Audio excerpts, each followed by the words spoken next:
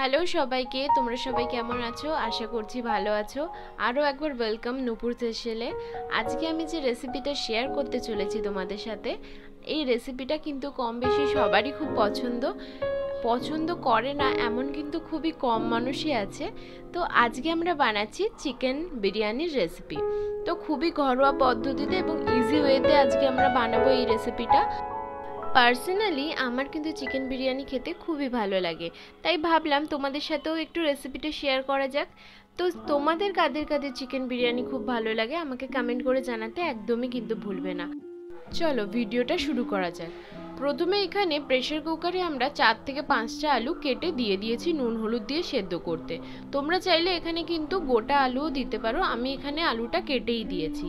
এবার অন্যদিকে প্যানে আমরা ডিমটাও সেদ্ধ করতে দিয়ে দেবো, এটা অপশনাল, তোমরা চাইলে ডিম দিতেও পারো নাও দিতে পারো।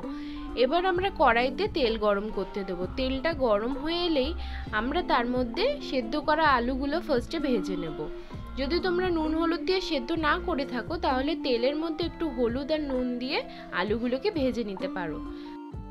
আলুগুলোকে ভেজে তুলে নেওয়ার পর আমরা ওই একই তেলে বেরেস্তার জন্য পেঁয়াজটাকে ভেজে নেব। এখানে পেঁয়াজটা হালকা ব্রাউন করে ভেজে আমরা তুলে নেব। পেঁয়াজটা কিন্তু লো টু মিডিয়ামে রেখেই ভাজবে, আর এরকমভাবে ভাজার পরে থালাতে ছড়িয়ে দেবে, তাহলে পেঁয়াজটা একটার সাথে একটা লেগে যাবে না।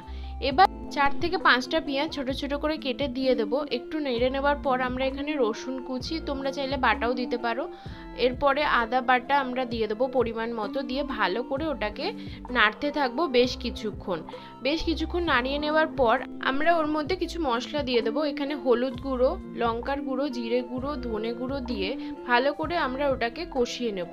মশলাটাকে ভালো করে কষাতে হবে যতক্ষণ না তেল ছেড়ে আসছে। তো ভালো করে বেশ কিছুক্ষণ কষিয়ে নেওয়ার পর আমরা তার মধ্যে বেশ কিছুটা বিরিয়ানি মশলা দিয়ে ভালো করে আবারও একটুখানি নেড়ে নেব। এবার বিরিয়ানি মশলাটা দিয়ে কিছুক্ষণ নেড়ে নেওয়ার পর দেখতেই পাচ্ছ যে একটু তেল ছেড়ে আসছে।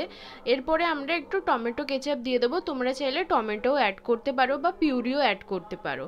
তো কিছুটা টমেটো সস দিয়ে দেওয়ার পর আমরা ভালো করে আরও বেশ কিছুক্ষণ কষিয়ে নেব যতক্ষণ না একটু তেল ছাড়ছে। এবার তেল ছেড়ে এলে তার মধ্যে কিছুটা জল দিয়ে আমরা ভালো করে মশলাটাকে আরও বেশ কিছুক্ষণ কষিয়ে নেব ভালো করে যতক্ষণ না আরেকটু তেল ছাড়ছে। মশলাটা ভালো করে কষানো হয়ে গেলে এখানে আমি মাংসটা দিয়ে দেবো। এখানে আমি মাংস 600 গ্রাম মতো নিয়েছি। খুব বড় মাংসর পিস থাকলে তোমরা একটু গাটা হালকা করে ছুরি দিয়ে কেটে নেবে, তাহলে ভেতরেও মশলাটা ঢুকে যাবে। এখানে ভালো করে মাংসটা এবার দিয়ে স্বাদ মতো নুন দিয়ে ভালো করে বেশ কিছুক্ষণ কষাবো যতক্ষণ না মাংসটা অর্ধেক সেদ্ধ হয়ে যাচ্ছে। তো এখানে এখন ভালো করে মাংসটাকে কষাতে হবে, তো এখানে বেশ কিছুটা সময় লাগবে। তো চলো ততক্ষণ আমরা চালটাকে ভিজিয়ে নিই। এখানে আমি বিরিয়ানির চাল নিয়েছি 700 থেকে 800 গ্রাম। এখানে চালটা নিয়ে আমরা ভালো করে চালটাকে ধুয়ে কিছুক্ষণ ভিজিয়ে রাখবো।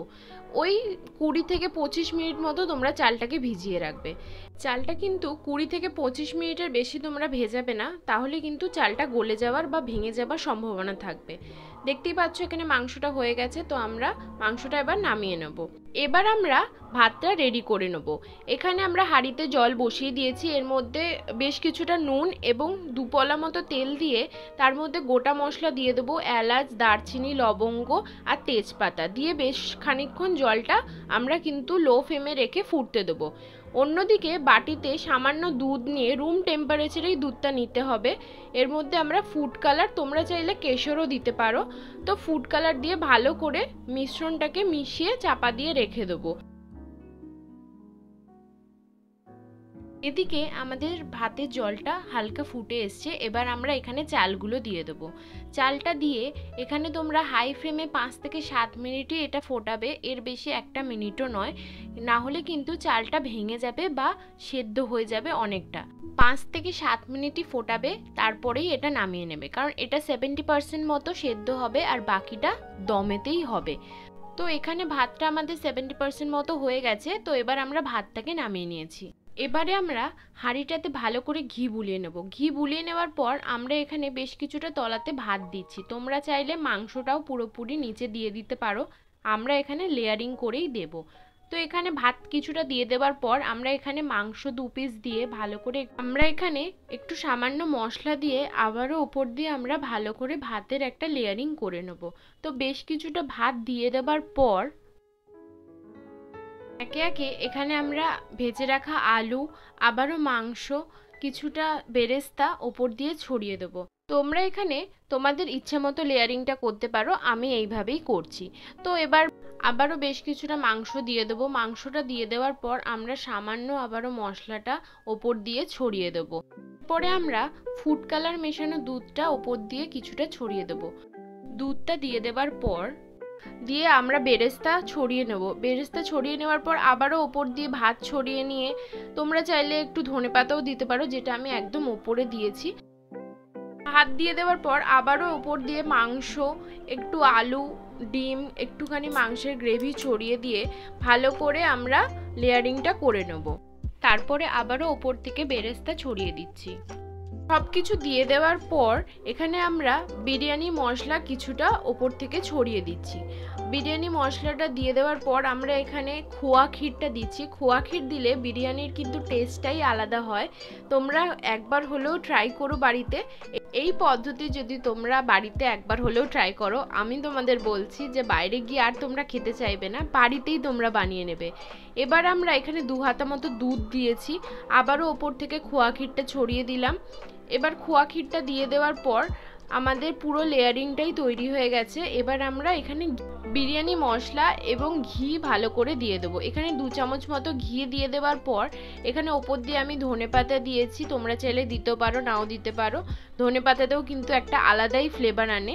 ধনেপাতাটা দিয়ে দেওয়ার পর আমরা কেওড়া জল, গোলাপ জল, ওই মিঠা আতর 1 ফোঁটা করে দিয়েছি।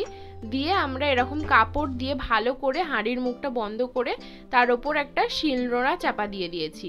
এবার হচ্ছে তাওয়াটা, তোমরা একটা তাওয়া নেবে, সেই তাওয়াটা হালকা হিট করবে আগে থেকে 10-15 মিনিট আগে। হালকা হিট হয়ে গেলে হাঁড়িটা ওর ওপরে তোমরা বসিয়ে দেবে। আর তারপরে লো টু মিডিয়ামে রেখে 40 থেকে 45 মিনিট রেখে দেবে। 45 মিনিট হয়ে যাবার পর সঙ্গে সঙ্গে ঢাকনা খুলবে না, 5 মিনিট গ্যাস অফ করে রেখে দেবে, তারপরে ঢাকনাটা খুলবে। তো এটা আমাদের 45 মিনিট পরে ঢাকনা খোলার পর ঠিক এরকম দেখতে হয়েছে। বিশ্বাস করো দুর্দান্ত খেতে হয়, একবার হলেও এইভাবে ট্রাই করো। এরপর আমরা ওপর থেকে 2 চামচ মতো ঘি ছড়িয়ে দেবো এবং পরিবেশন করব। ব্যাস, আমাদের চিকেন বিরিয়ানি ঘরোয়া পদ্ধতিতে এবং ইজি ওয়েতে খুব সহজেই রেডি হয়ে গেছে।